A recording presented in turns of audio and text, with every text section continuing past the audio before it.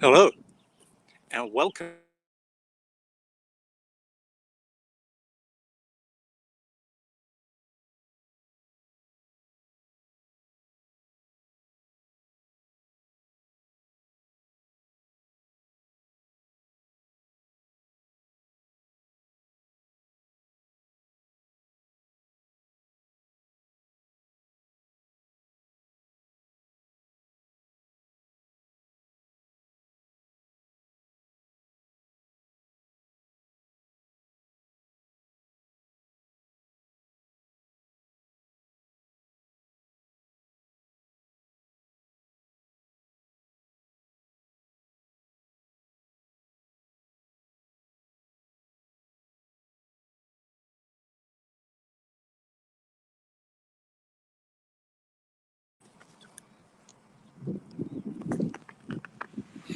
Hello everybody and welcome to Swarovski Optics live birding in Asia.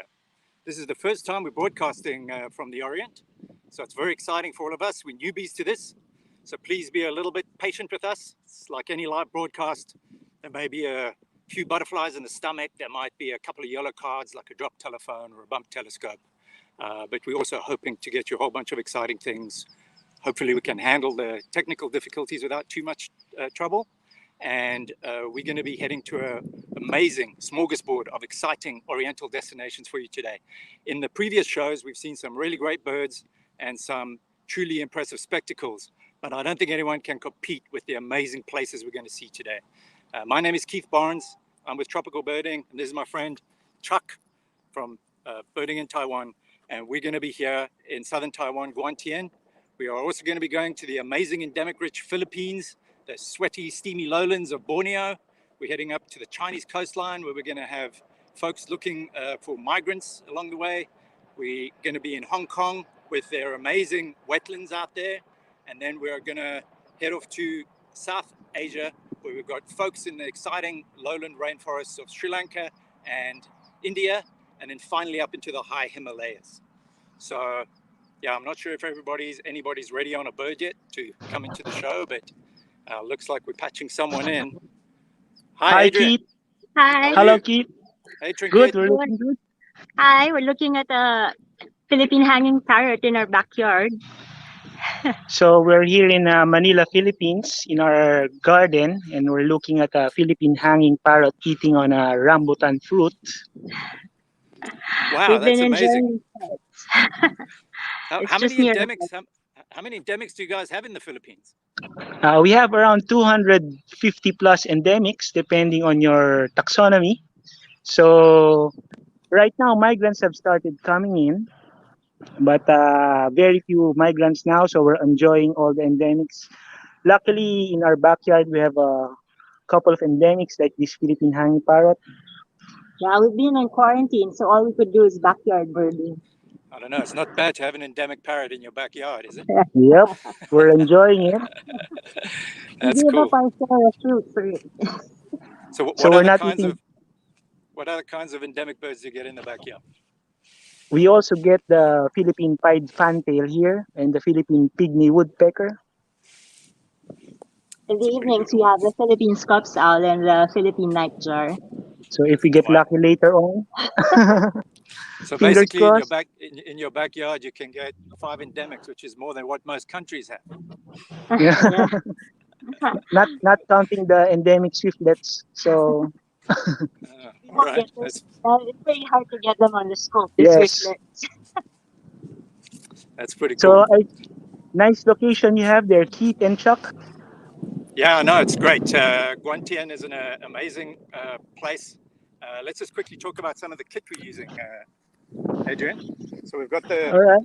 Swaro ATX scopes ready to go Mm. on our key bird out here, which is our pheasant-tailed Jacana. But also today, I'm lucky enough to be using the new NL Pures, which go on sale today, the 1st of September. These are Wow, the very nice. How is it? these. How Yeah, are I've heard the? about Um, them. you know what I like about them the best? I think it's just the way they fit in your hands. It's just very natural, you know. The great ergonomics of the binoculars are truly something special. So I always tell folks, you know, if you sort of agonizing between a pair of binoculars, just go for the ones that feel right. And in 35 years of birding, nothing's felt righter in my mind. So Wow. What we're gonna try to do is maybe get onto one of our star birds. So why don't All you tell right. us a little bit more about birding in the Philippines while we put this on the back of the Scud? Okay.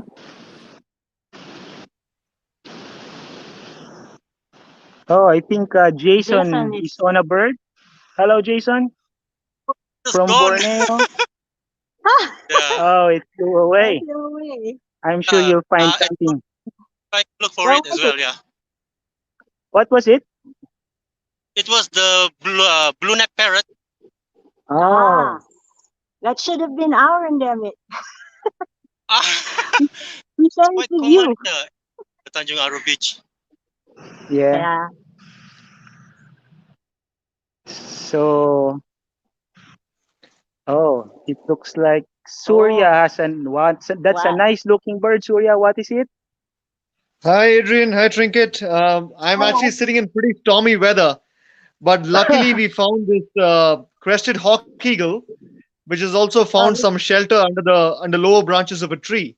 And that's the bird I have right now. He's being mobbed by some shrikes, but for oh Oh, now he's no. staying put, and I'm quite happy about that. It's a pretty Yeah, impressive maybe bird he to have doesn't in want to move. scope. He doesn't want to move because of the rain. Yeah, so that's what it looks like. Let me actually quickly show you the rain. It's looking pretty intense out here. This is where I am, and oh, that's Oh, you're my in the shade. and we're scoping from here, and the eagle is somewhere over there. But if you look ah, outside, if the eagle flies away, I'm going to be left with pretty much nothing to show the rest of the world. So those are the dark clouds, Oh, you and up better here put is it the back western on. Ghats. That's nice. put the Yeah, eagle back yeah, on. yep, Let's enjoy it going, while we can. yep. Let's be a little bit more positive. Oh, it's still there. There he is. Good enough for now. So I heard about all your endemics that you get in your backyard. So are all your endemics called Philippine something?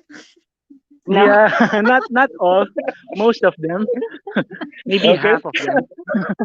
half of them. That's good. No, That's but good. the That's good. Philippines is quite famous for all our endemics. Where are No, you? that's What lovely. type of habitat are you in? Well, I'm actually right now in the foothills of the Western Ghats in South India, which is like one of the top 10 biodiversity hotspots on the planet.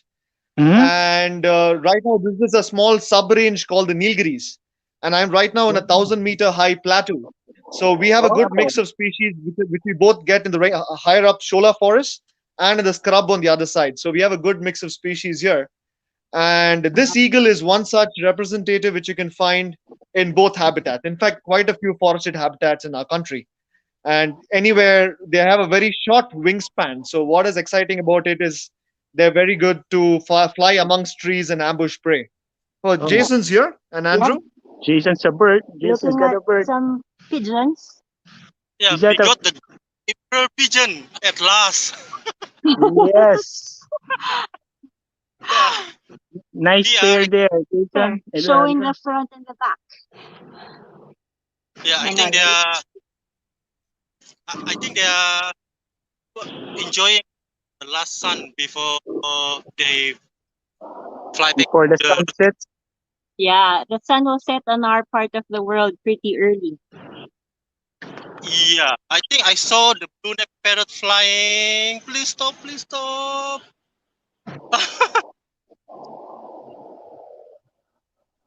So in here in our backyard garden, it's about to get dark soon. Also, This guy Yeah, is enjoying his dinner before it gets dark. Let us show you what it looks like. so We're this is pretty cramped in a corner of our we garden. we don't want to move because we don't want to spook the bird. So this is our setup there. That's our house, and the rambutan tree is back there. You can you can see it's a bit windy. This is us here. hi, Adrian. Trinket. Those You two have pigeons. a nice garden there, Adrian. Sorry, Jason. Adrian, how many birds have you been recorded in your own garden? In the Uh, More than 50. we've recorded more than 50 birds 50 species here in our garden. So the fish During is Yeah, this the quarantine, maybe around 30 species. okay, that's good. Yeah. yeah, of course it's good to go outside, go to the forest, but our backyard garden will do for now. Yeah, that is good enough. As long as we still can enjoy the birds during this difficult time. Yes. Oop. One of your pigeons flew away. Yeah, There's a left on bee buzzing. left Our now. Other ones still enjoying being on the camera. Yeah, Andrew is looking for the birds now. Ah, it's gone. oh, gone. So they're nice and big. Those imperial pigeons. Yeah. Hi. Hi. Good to see you, Jason. Hold Where on. are you? What part of Borneo are you in? What is it? Whereabouts in Borneo are you now? Me and Andrew, we are at the Nauru beach. Yeah.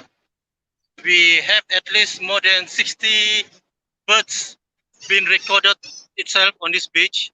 The Mm. popular one, blue neck parrot, and also occasionally we get the resident peregrine falcon, which is considered a subspecies endemic for Borneo. All right. Nice. But for those who likes to come and do garden birding, the Tanjung Aru Beach is considered one of the best place in Sabah. If you started to learn how to do birding, yeah. Can you say Andrew? That's Andrew. Hi, Looking for Andrew. birds. We're going to reposition back our. Oh, here. Oh, there's Wow. Keith and Chuck have a. Is that the Jacana? Is that a Jacana, Keith? See a long tail. Oh yeah. Yeah, that is Adrian. Amazingly cool bird. There's a Yes. wonderful Nice. story. It's a kind of bird that is occurs in quite a few countries. I think you guys have got it in the Philippines, and I know our friends in India and Sri Lanka have it. But what's great about this bird is that there were only 50 left in 1998 in the whole of Taiwan, and the Wow. high speed rail was going to destroy their last habitat, and everybody came together. You know, the government, the high speed rail people, NGOs, the farmers, the farming community, and everybody put in a lot of effort and money, and they basically created a reserve which is about 2 kilometers away from here to basically relocate those 50 birds. But then they went one better, actually, and they provided incentives for local farmers. So we're actually in the water chestnut fields right now, and the local farmers get subsidies if they find a nest, and they get subsidies for farming without toxins on their water chestnuts, and the birds have increased from 50 to nearly 900 now. Wow, that's great news. Oh, Oh, jumping around, jumping around. putting on a show Very, very for us. nice. And it's it's a lovely, interesting bird too, biologically. You know, it's got It has there's a lot that of long crazy things tail. going on. Yeah, well, it's the females are actually the ones that hold the main territories, and then they have multiple males. And Mm. she will have 3 or 4 males that she'll dump the eggs with, and they need to do all the child rearing. And What are that's the other birds because that are jumping in? there's also some Is that Chinese fish? bulbuls out there, I think, in the foreground Oh. that are busy sitting on the top of the water chestnut. So yeah, light vented or Chinese bulbul, which is sort of one of our common everyday birds, but still a very cool one to have around. And we're also seeing some wood sandpipers a bit further to the right, so a bit of early migration.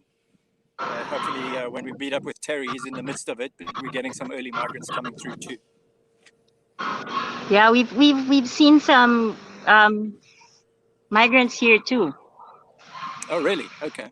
Yeah, we've Yes. seen some. Not us. We haven't been out, but our friends who live near in wetlands have been saying that the wood sandpipers have arrived also.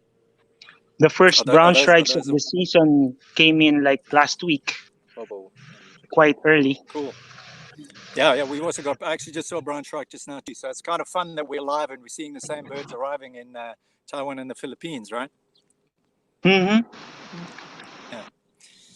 So if I was going to So go to the Philippines, it's like there's like 6,000 islands or 7,000 islands, right? Do I have to visit all 6,000 to see the More endemics? than 7,000 islands. So how many islands would I have to visit? Oh, who we got now? Make it. Moved on Andrew. to someone else. The parrots. Hey, Jason, That's Andrew, a how's it going? Good. Yeah. good. That's a blue neck parrot right now. Sweet. There's one. This flew in, and a couple of more around the garden here within this Tanjung Aru beach. This is the only place where you can see this bird at this moment. There's a couple of places like Mantanani, Palawan in Philippines, and this is the best place to see this bird at the moment. Even though it's being introduced many years ago, but it's considered now as the part of the bird in the Tanjung Aru beach area. Right. Kid. So what? Kid. Yeah. What other parrots do you get in the neighborhood? Come again? I'm just asking, what other parrots would you get there that would be lookalike species Well, that you need to watch out we for? have this blue-necked parrots, a long-tailed parakeet, and I think recently a friend of mine took a photograph of the blue ram parrots, single bird. Most of the parrots here, you see, the problem is the people are selling in the market. Just people simply buy it and release it here. Probably this is the best place to back to the wild, really. So hoping that yes. Yeah, no, it's great to be able to see them in the wild like that. It seems pretty relaxed. Yes, that's pretty relaxed. All the birds are pretty relaxed. It's Tanjung Principally Park. It used to be. So nice. This is in downtown KK, is it? Yep. It's downtown KK. Just next to the Kota Kinabalu International Airport gate. All right. Okay. I think I I know that got area. the long-tail parakeet. I'll point it with the scope, okay? Yeah. Give me a few seconds.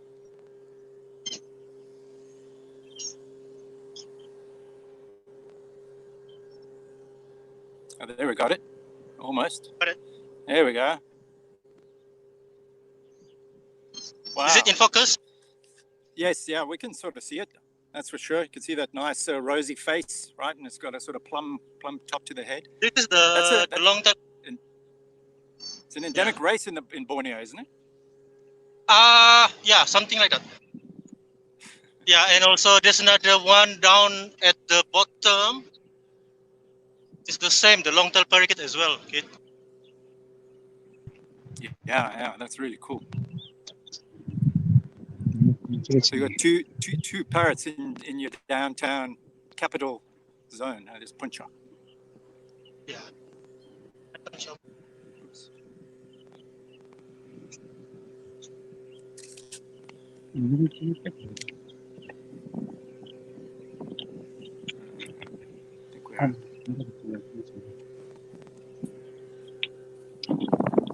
Oh, Phunchok.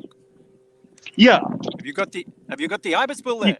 yeah, ibis is there. It's 300 meters, so looks very tiny. Oh, It's still can an you see it? incredible bird to get on a live show. That's amazing. It took Yeah, as finally. a really keen Asian birder, it took me nearly 10 years to see that thing. So that's amazing. It's like you're like our show's Ronaldo, right? It's like scoring a hat trick in the Champions League final, getting an ibis bill on live TV. Thank you.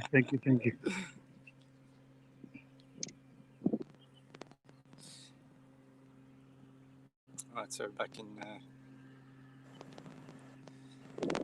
Who else is coming in? Some other folks coming into the feed by the looks of it. Terry. Hey everyone, how you doing? Hey Terry, how's it going?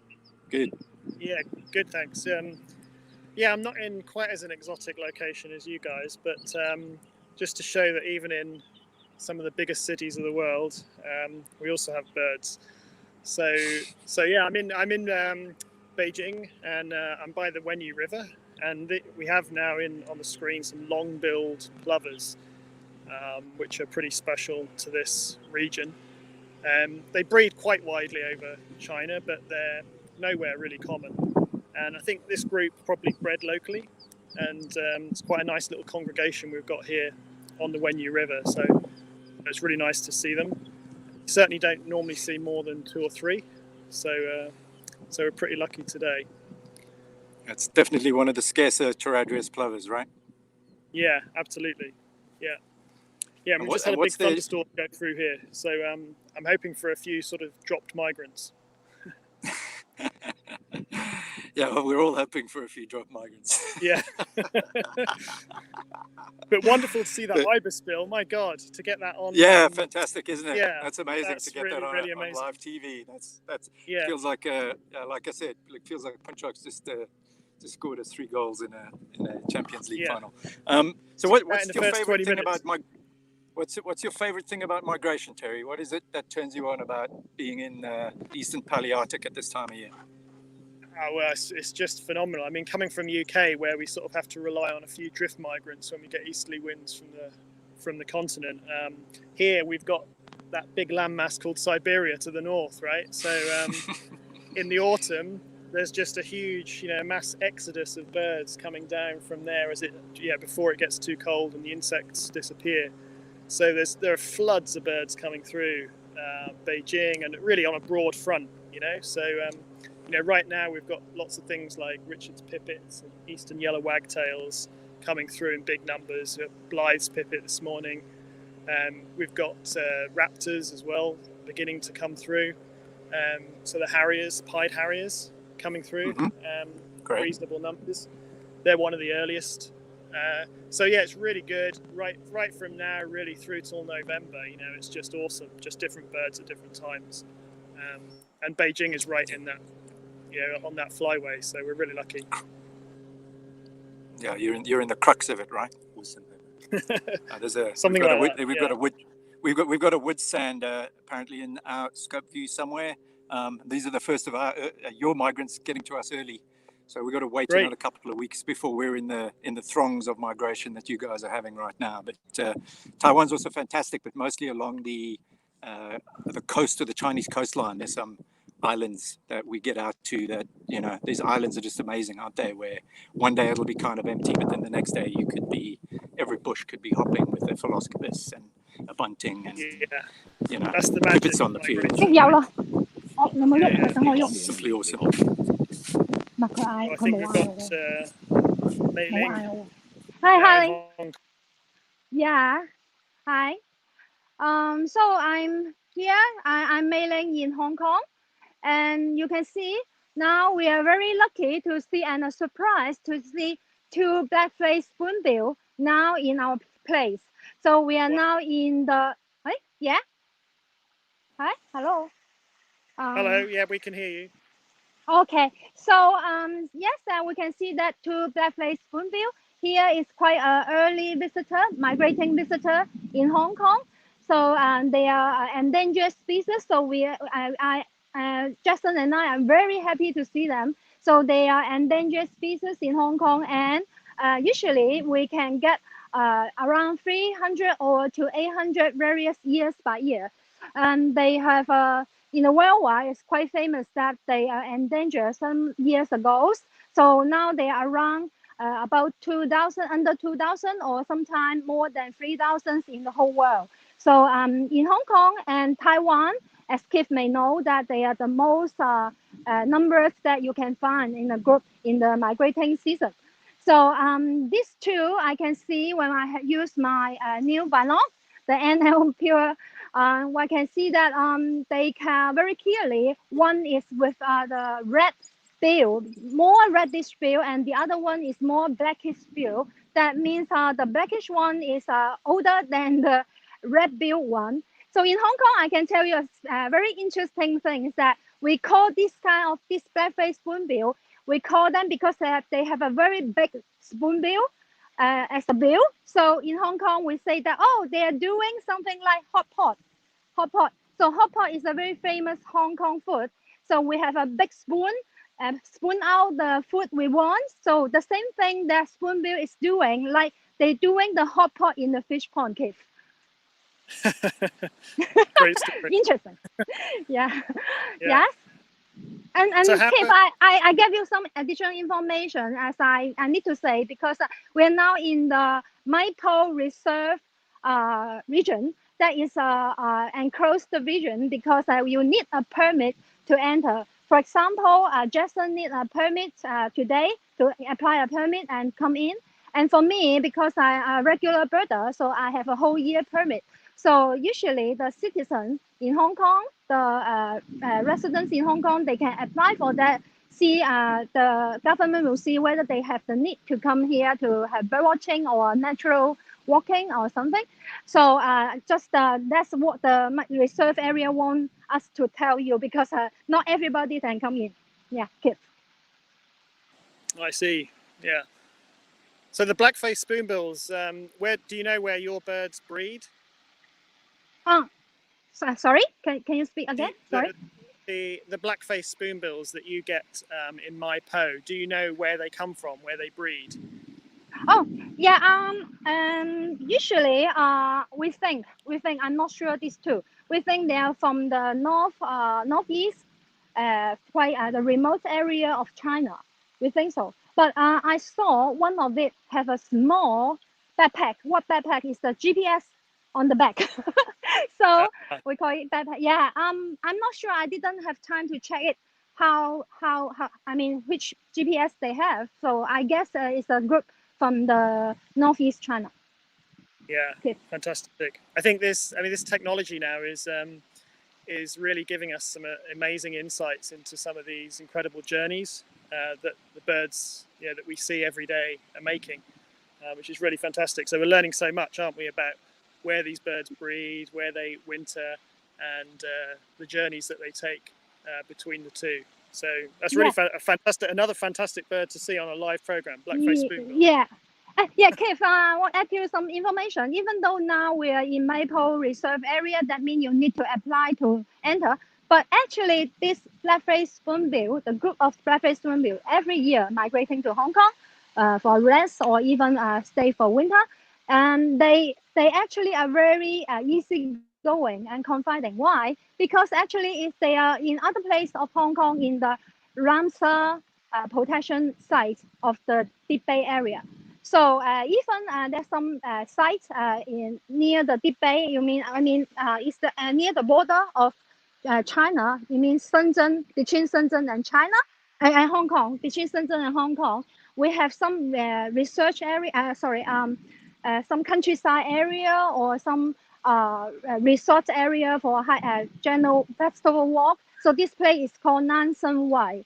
Nansen Wai is every citizen can go, and it's like a countryside in the new territory, not a city area. And in that river, the Campin River, then we can see a lot of black-faced spoonbill. So it's not a kind of species that only can see in the protection area. That's what I'm very happy with Hong Kong. Brilliant. Yeah. I mean, Hong Kong's such a crowded place. It's amazing that there are so many birds that can be seen, which is really wonderful. Yes, Keith. Sure. Keith, do you get black-faced spoonbills where you are? I'm back in the show. Yes, we do. We get a huge wintering population down on the Tsengwen estuary, and there's probably up to 800 birds that come down there in our winter. Well, a few will stay year round, but most of them just come in the winter, so they'll be on their way now too. Awesome. So, Terry, can you show us what your surroundings look like? Yeah, of course. I'm curious to see where you're at. Yeah. Second, yeah. So, as I said, I'm just outside the 5th ring road of Beijing. So hopefully you can see this river here, and there's a weir just downstream from me. And I'll just show you the whole vista. That's where our thunderstorm came from a little while ago. It looks like there might be another one brewing. So this river runs sort of from Shahe Reservoir in the north of the city, across the north and down the east side. And it's a real migration corridor for birds. So we see a lot of species here, something like more than 250 species have been seen along this river, which is pretty good for a city site.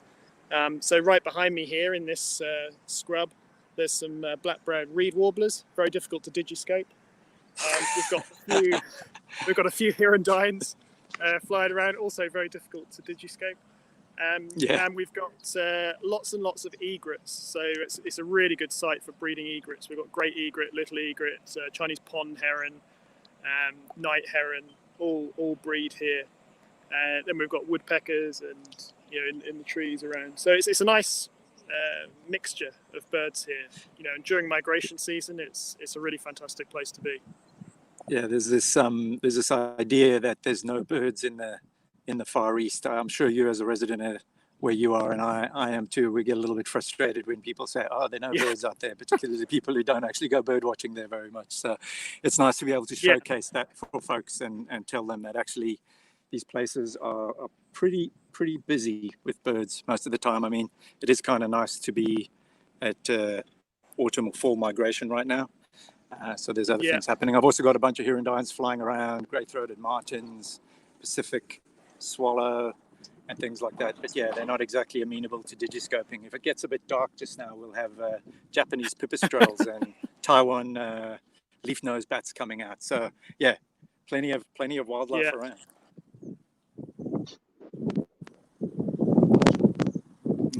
Andrew and Jason back in the show. Jason? Yeah, well, we're still. Hi. What you got? Okay. Well, we try and look for something, but just got this spot at the moment.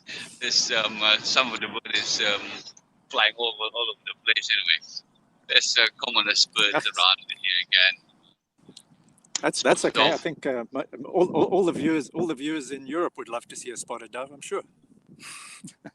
Yeah, the spotted dove is quite common around the garden and all over the place, including some. Most of the, I suppose, the plantation area, they breed, survive very well in the plantation area. This spotted dove. So that's the best place to see them. Might be here when you're around Kinabalu here. Right. Yeah, you must have. So, what are the main common birds around KK? Those you must have yellow-vented bulbuls nearby, calling away somewhere. Oh, Lester, Ramani, what's up? Yes. It's there's a shower where in the rain, and there is a green imperial pigeon in focus at the moment. Okay. Other birds are flitting past us, but no luck with the other birds. It's raining right now. No luck with the other birds. With Greenie. Well, Yeah, that's live birding for you, right? This isn't a produced television show. This isn't the BBC. We're out there in the field right now. So rain, shine, whatever, we got to deal with it. Yeah, we are at the fringe of the Singaraja rainforest at the moment, and this is a good location for quite a few endemics flying about. And we're actually waiting for the large parakeet, and then the Sri Lanka hill myna.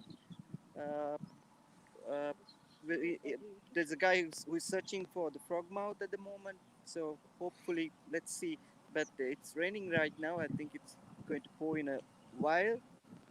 So Sinaraja is a real hot spot, right? There's like you got it is almost all of your endemics you can see at Sinaraja, at least all the mid and low altitude ones. Except for the high altitude, as you said. Yes, you're correct. Yeah. Up to about 28 species could be seen over here. 28 endemics. Yeah, exactly. Yeah, and then a whole bunch of birds that also you share with South India, right? Surya.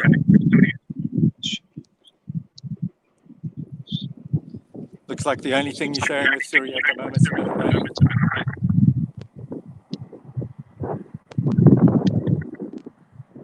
What do we got? We're back to Phunchok. Yeah, hi, Kate. Can you see? How you doing? Yeah, we got your bird. Can you see me properly?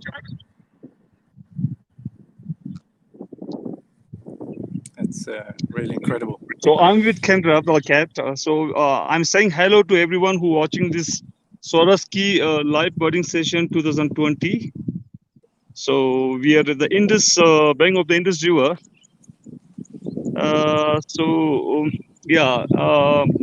In fact, we are on the top of the wall. It's like a roof of the wall. I can say in Himalayas. So this is one of the most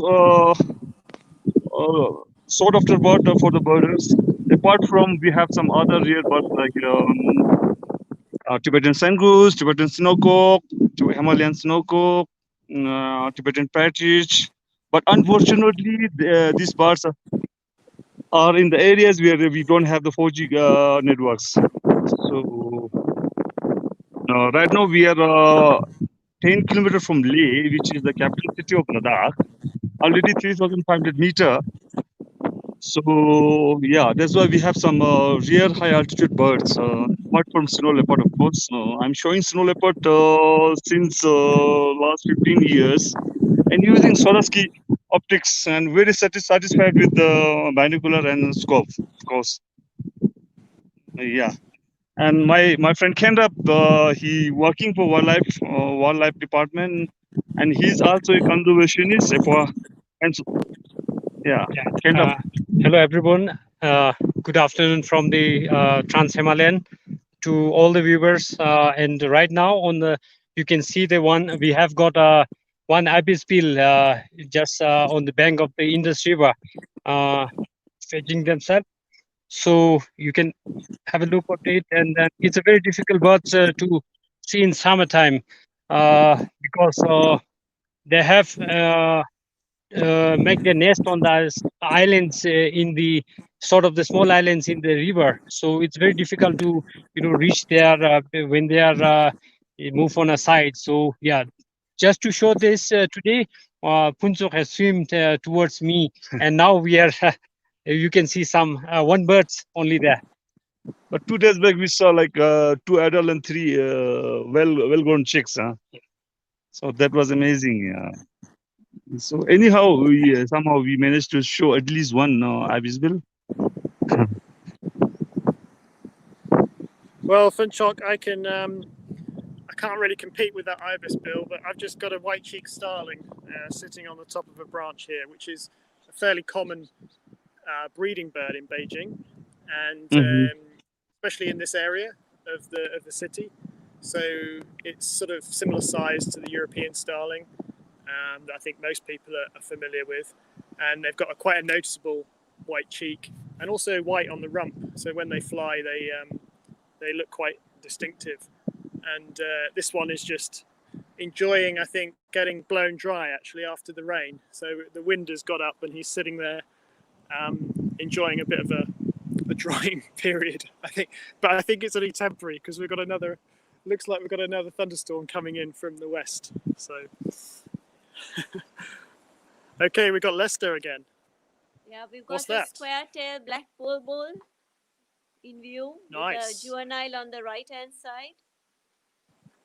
Fantastic. How many bulbuls do you have in Sri Lanka? We have about 6 or 7, 5, 6, yeah. Very cool. Because they're quite a big family in Asia, right? You know, bulbuls. Yeah. Fantastic. This is endemic to South India and Sri Lanka as well. This split. To split the Himalayan one. Okay. Oh. Okay. Yeah. Very nice. Okay. We'll go off to find something else. My starling's being very cooperative.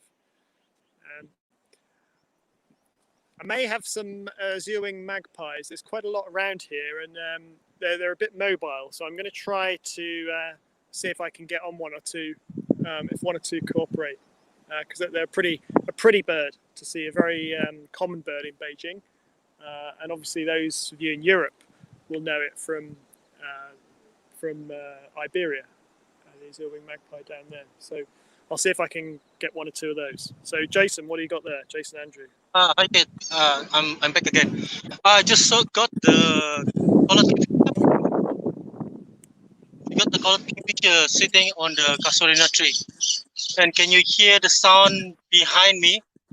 That's Yes. the long and the blue neck parrot flying over. So they are quite active at this moment. So very hard to get them on the scope.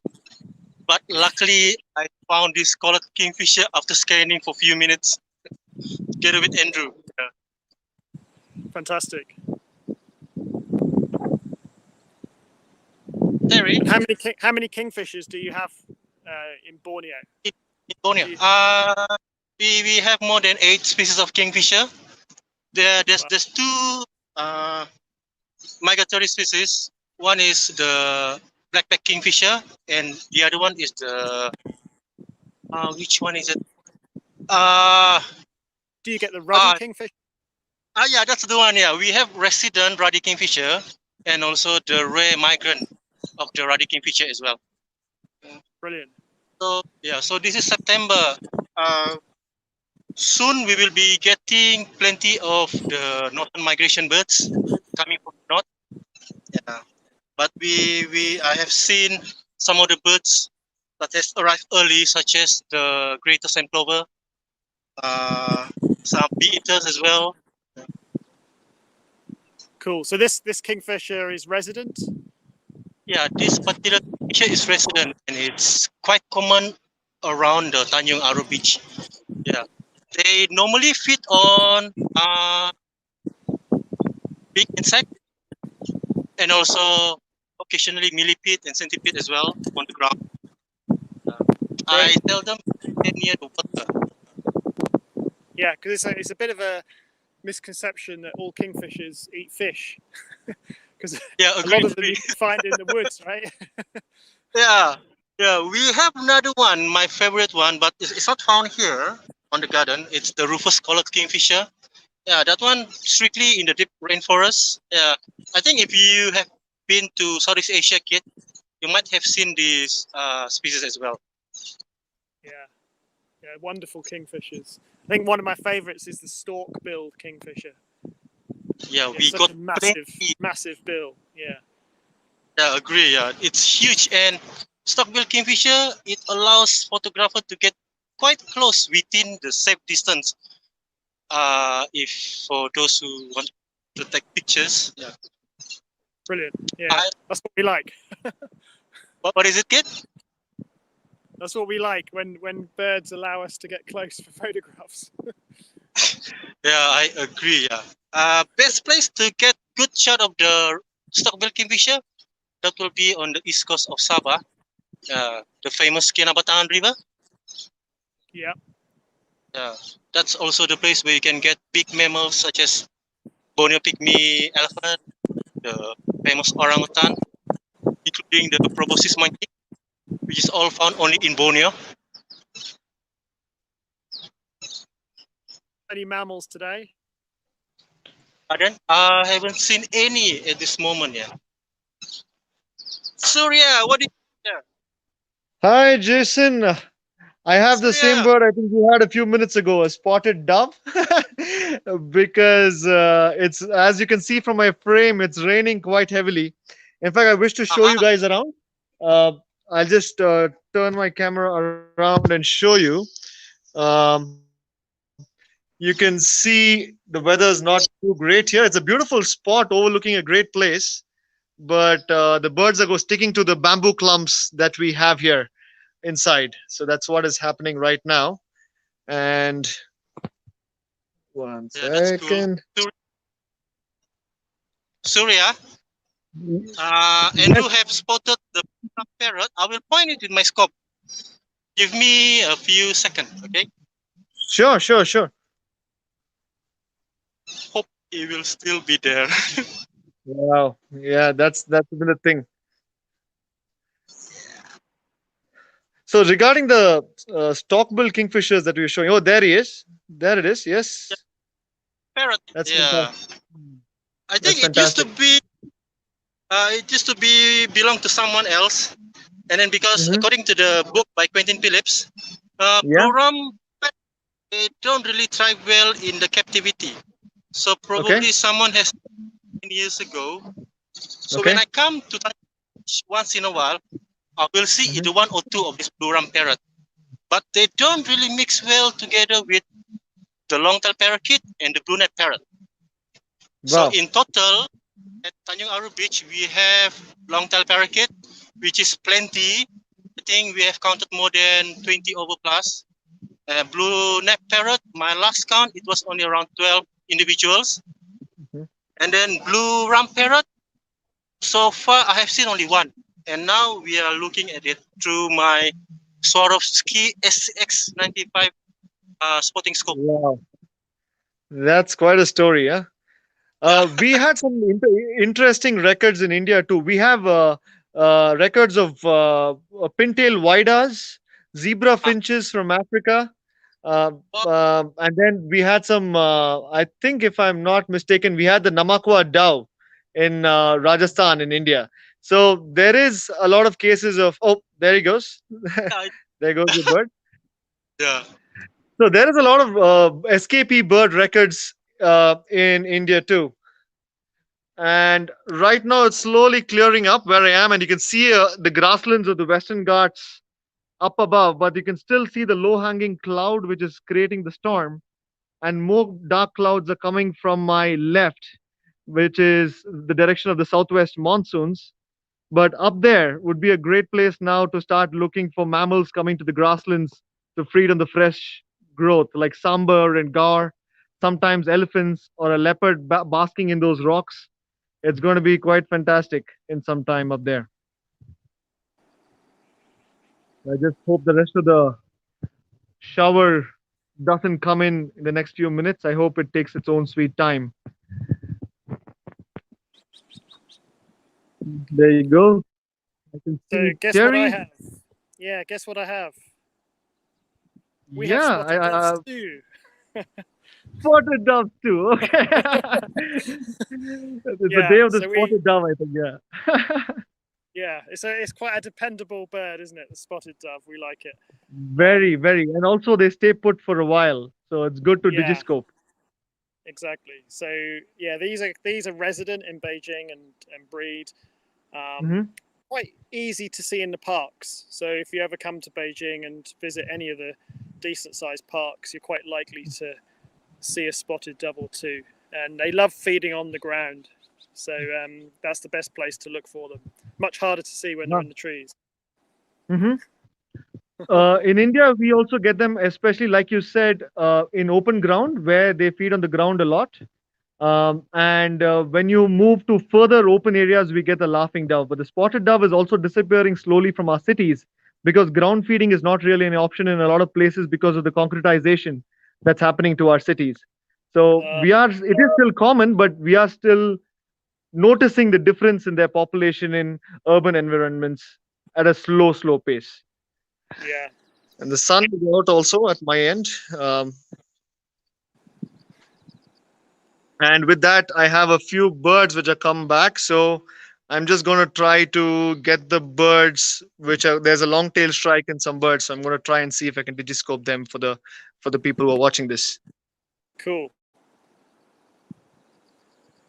Yeah, so this dove, spotted dove, we get a few other doves in Beijing. Oriental turtle dove is pretty common.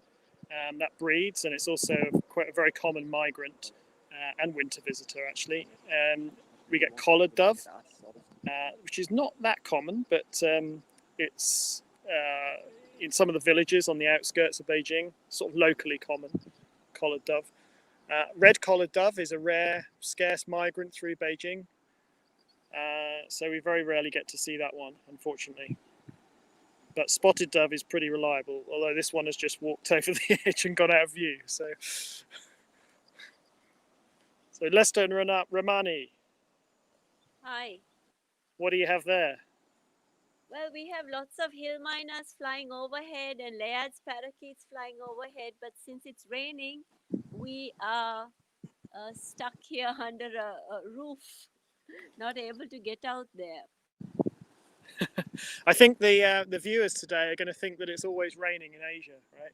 That won't be far from the truth, actually. Yes. Yeah, considering it's a rainforest, right? Yeah.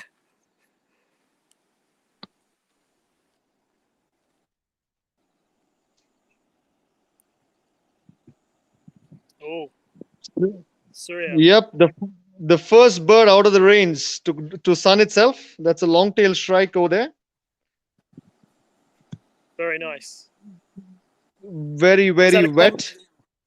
is that a common bird where you are? Yes, in open areas, definitely a common bird. In the fields, open areas, anywhere you get a lot of grasshoppers and mice, a common bird. Yeah. But if you move further into the woods, the bayback shrike takes over in those places. And Okay. but these blokes are there all over the country. They're resident in most of these parts. And is that a great egret or a Chinese egret? What do you have over there? That's a great egret. Very Yes. okay. Very good. Okay, Great nice. egret. Yeah. Yeah. So they breed here. Just mostly disappear in the winter. So they're pretty rare in winter. But right Uh-huh. now they're pretty common. They breed, and it's sort of post breeding now. So we've got big groups that congregate along here of egrets. So really nice to see. That's such an elegant bird.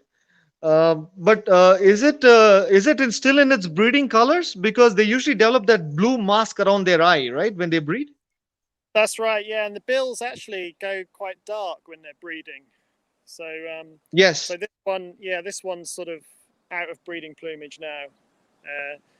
Yeah, and he doesn't have the the nice plumes on the back of the neck. Yep. So, but yeah, it's a beautiful bird, very very elegant, and so that It's a snake-like stunning bird. Yes. neck, yeah, with that kink, which is a good indicator of So great grit over some of the others, intermediate and so on. yeah, I think the kink is always a better way to tell them than the gape line, which a lot of books talk about. But it's so hard to notice sometimes when you're in the field. Yeah, absolutely, I agree. Yeah, I mean, you need to have a really decent view of the gape to be able to see that really. So the kink, I agree with you. The kink is something that you can sort of see from quite a distance. So it's a good way to ID them. I'm just going to shift Your to another long-tailed bird which has just come there. There's a red-vented bulbul. Oh, nice. That's another commoner, but again, I can't be choosy when the conditions are rainy. So it's still a beautiful bird to have on the scope with its red vent and the black hood. Very nice. Great, great, great, great. Again, just about getting ready to take in the sun. And I think it's a pretty futile effort because I can see more clouds coming in from behind the bulbul. Yeah, similar to my starling, I think. A brief interlude. Yes. For a second when your starling was calling, I think I was looking for that starling around me because I didn't realize it was coming from my phone, and I was looking for a starling in the rain for a while over here in South India. Yeah, but this has been fantastic. I mean, yeah, which bulbuls do you get? Yes, sir. Go. In your area, Surya? Well, over here, the most common ones would be the red-vented and the red-whiskered that we get over here. But we also have the white-browed bulbul in the scrub habitats, which is further north of where I am. And if you move slightly into the mountains, which I was showing you earlier, you get the endemic gray-headed bulbul over here. There's actually some very reliable spots to see the gray-headed bulbul around here. But unfortunately, the network isn't too great over there to broadcast from.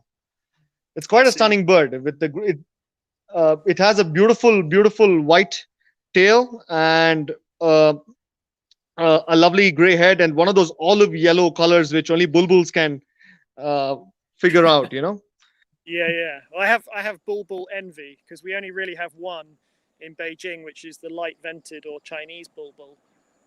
The light-vented or Chinese, okay. Yeah, and then very rarely we get the brown-eared bulbul in winter. I've just got a crested kingfisher come in, so I'm going to try finally, go for it. Yeah, I'll try and get the scope on it. This is a bird that I really, really like. Right, let's see. Oh, there he is. Whoa, there he is. That's beautiful, beautiful, beautiful. So this, for viewers in North America, it's quite similar to the belted kingfisher. So it's it's a big brute of a kingfisher, and this actually is making a bit of a comeback in urban Beijing. So I think because the water quality is improved, kingfishers are a good indicator of water quality, and we're now seeing the crested kingfisher on this river much more frequently than we were even 5 years ago. So I think that's a really good sign. And in fact, right where this one is perched now, I photographed a group of 5 in May, which was parents and 3 young. So they bred successfully this year. We know that. So yeah, it's very cool to see. I'm really happy that we found that.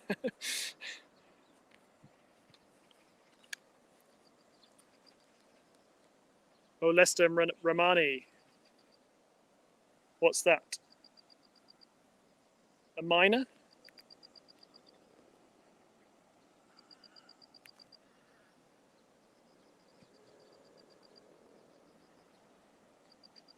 I can't hear Lester and Ramani, so I think that's a myna. My phone's got a small screen.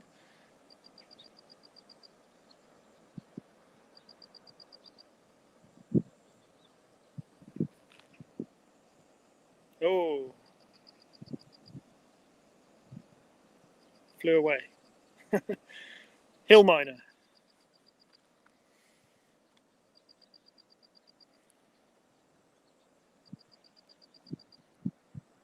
So yeah, it's gonna I think start to rain again any second now in Beijing. We've got another storm coming.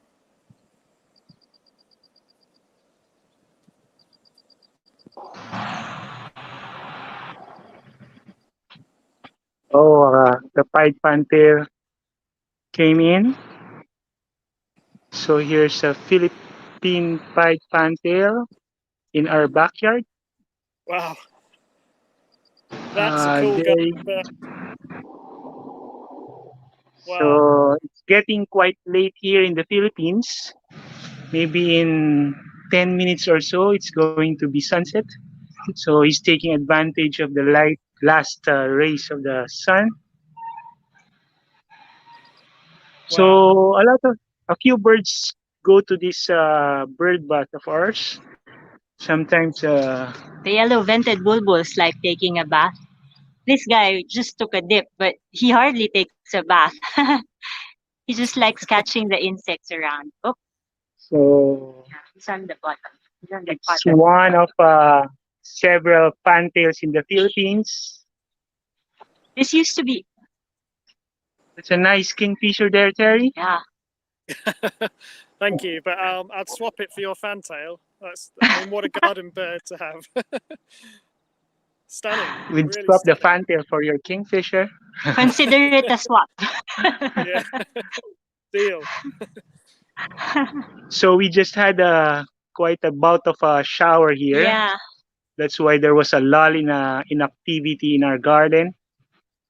It stopped now, but I think the birds decided to go straight to bed, except for this fantail. Oh, your kingfisher got something? Caught a fish.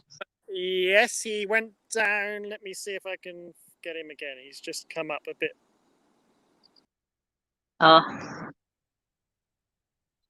Hello, Lester and Ramani.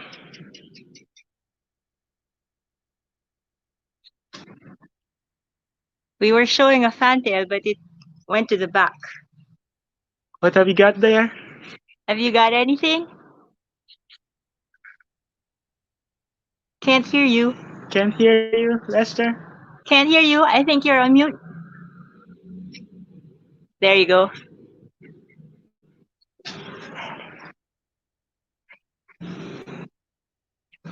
I can't hear you.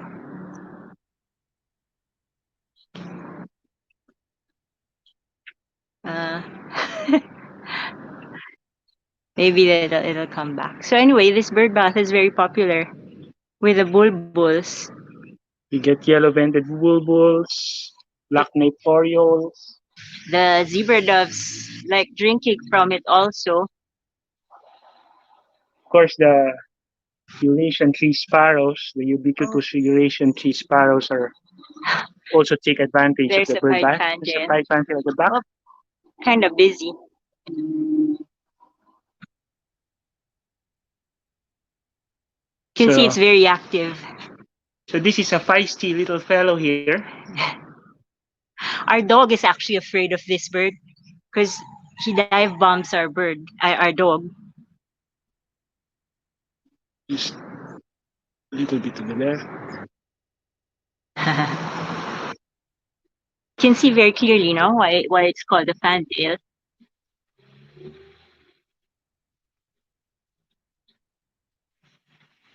Nice, neat breast band. Oh, back on the back. So the bird bath actually just provides a good vantage point. What have you got there, Jason? Oh, yo. It flew off again. Yeah. We saw it. Don't worry, we caught a glimpse of it. What was it? The blue neck parrot. Yeah. Blue parrot. To look for roosting. Yeah, it's getting dark there too. How's Philippines now?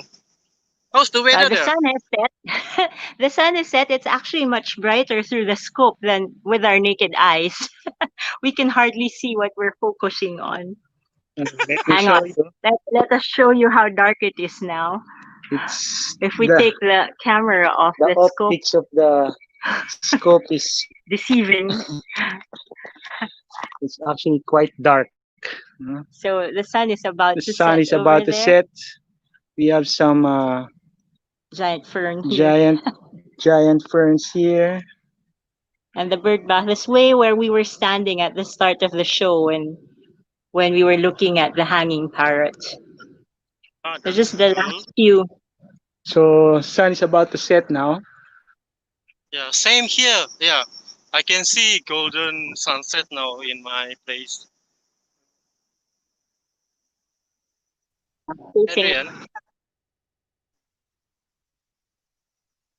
Adrian, I think the line is a bit lagging now.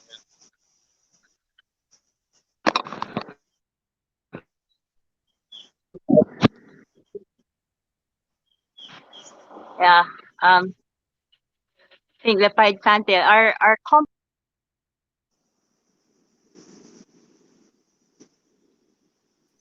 Hi. Hi, Jason. Hi, Surya.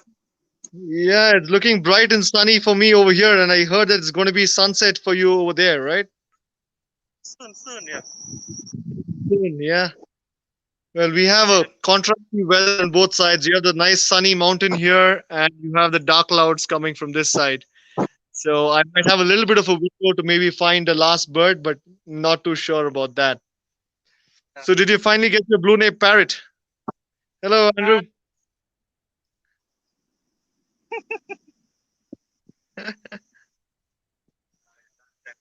Surya, Yes, Jason. the weather is getting better there. Yeah, the weather is getting better, but strange enough, I had most of my birds when the rain was happening. I had a hawk eagle through the rains. I had a long-tailed shrike through the rain. And when the sun came out, none of the birds are coming out to sun themselves, except for that one long-tailed shrike, which is out. So I actually had a lot of thing going for myself when it was raining that once the sun has come out. So yeah, that's how it is with birds. Hi, Terry. So I think that's with the sun setting on some of our locations. I think that's pretty much all we have time for today for this first ever live birding session from Asia. So I just want to say a big thank you to all our friends and colleagues across the 8 locations. It's been a wonderful experience, and how fitting to share the screen with, I think, what must be the star of the show today, the ibis bill Phunchok there. What a fantastic bird to have live on Birding Asia. So just a reminder, today is a very special day because the NL Pure, which some of us have been very lucky to try out in the last few days and weeks, and even on this show. Goes on sale today, 1st of September, and I think we can all agree that it's definitely the best binocular that we've ever used. And for me personally, just the grip is amazing, feels so comfortable in the hand, but the forehead rest is a stroke of genius. So just when you're scanning, if you're a birder who spends time scanning for birds, looking for any length of time, it just makes it so much steadier, and you can hold the binoculars for so much longer. So very, very cool. So thanks again to everyone as the sun sets. I don't know if you can see that behind me. So thanks again, and goodbye from Asia.